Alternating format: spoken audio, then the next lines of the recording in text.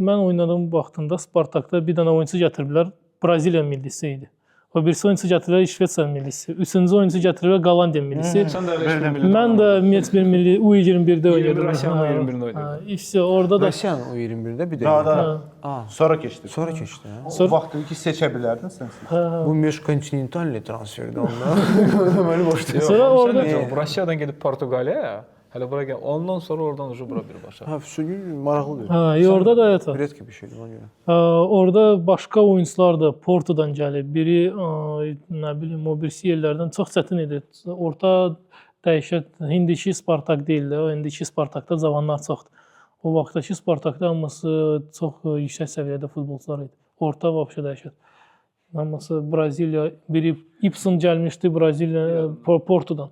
Alex gəlmişdi, o da internasional Kubok Libertadores götürəndən sonra. Aporno gəlib Carioca idi, nə bilim. Orta Trobok vaxtı. bəzən Zub oynayırdı 10 nömrə, ona görə.